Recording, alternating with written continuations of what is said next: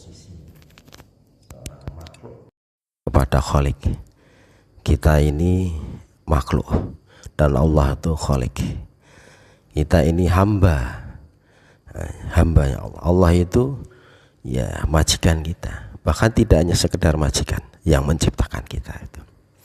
Kalau zaman dulu, zaman perbudakan dan belum dilarang, belum dihapus sama Islam, itu orang yang kuasa menguasai, orang yang kuat menguasai yang lemah, sehingga orang yang lemah itu dikuasai dan dijadikan budak.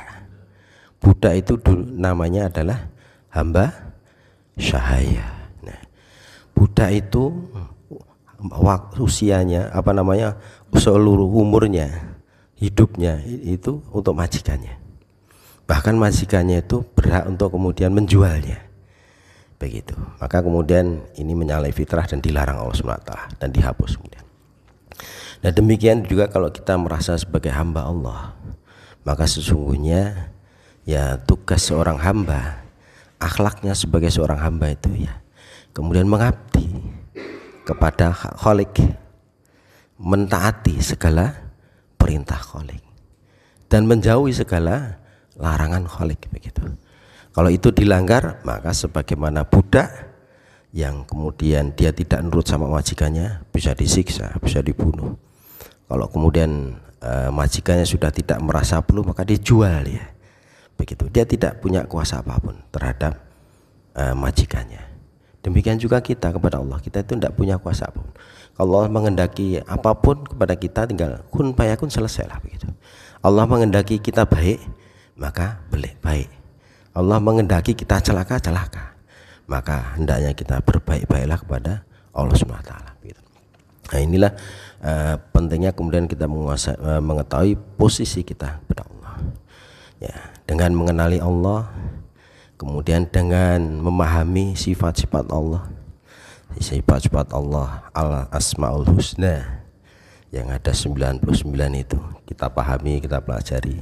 Salah satunya adalah Wallahul Bashir, Allah itu melihat kita.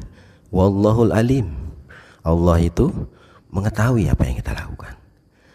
Wallahu Syahid, Allah menyaksikan apa yang kita lakukan. Wallahu Raqib, Allah itu mengawasi kita. Raqib dari kata Raqib atid, ya raqaba ya rubu gitu. Jadi kita menyadari bahwa Allah itu bisa melihat kita dan senantiasa mengawasi kita.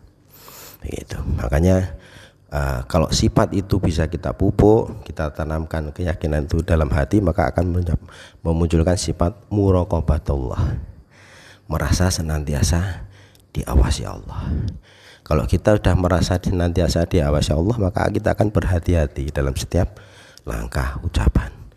Dan Allah memang mengawasi kita, begitu. Allah mengetahui tentang kita. Innallaha la yakhfa 'alaihim syai'un fil ardi wala fis samai. Allah itu mengetahui yang tersembunyi, apa yang di langit dan di bumi, yang gaib yang di langit dan bumi. Begitu.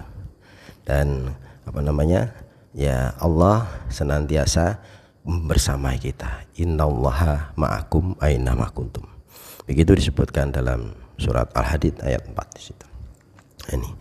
Nah, insya Allah dengan senantiasa kita merasa dalam pengawasan Allah, maka kita akan senantiasa berhati-hati dalam setiap melakukan perbuatan, bahkan dalam mengeluarkan kata-kata, tulisan, serta amalan-amalan yang lain. Nah, inilah inti dari pokok ihsan yang dikatakan. Apa itu ihsan? Ihsan itu adalah sebagaimana waktu itu malaikat Jibril mendatangi Rasulullah di saat berkumpul bersama para sahabat. Diceritakan oleh Umar bin Khattab radhiyallahu anhu, suatu ketika Rasulullah bersama sahabatnya Abu Bakar, Umar, Sayyidina Ali, Utsman dan lain sebagainya begitu. Tahu-tahu tidak ada tanda-tanda kedatangannya, tidak ada bahasanya, tidak ada angin, tidak ada mendung. Tahu-tahu muncul seorang lelaki yang ganteng, bersih, putih begitu dan rapi, tidak terlihat tanda-tanda sedang datang dari perjalanan jauh. Dia datang mendekat kepada Rasulullah, kemudian sampai dekatnya begitu, lututnya itu di hadapan lutut Rasulullah.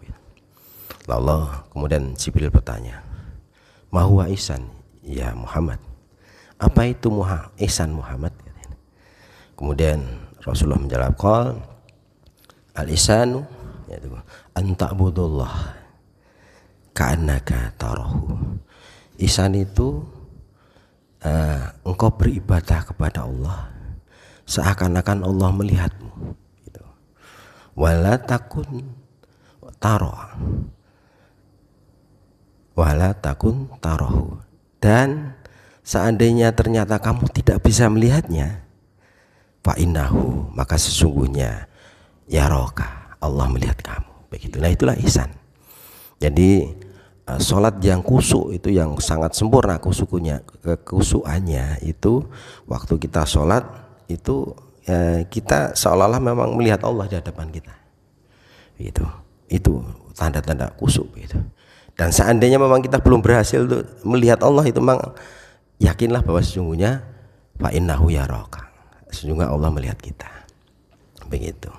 Nah ini, dan dalam surat Asy-Syura disebutkan bahwa memang fa innaka ainaina, sesungguhnya kamu dalam pengawasan kami, kata Allah. Begitu. Nah, demikianlah keyakinan bahwa Allah senantiasa melihat kita, senantiasa mendengar apa-apa kata kita, bahkan mengetahui apa yang ada dalam hati kita, kemudian dan mengawasi kita. Maka hendaknya kita senantiasa meluruskan, menyelaraskan antara ucapan dan perilaku kita, menyelaraskan antara keimanan dengan perilaku amal kita. Assalamualaikum warahmatullahi wabarakatuh.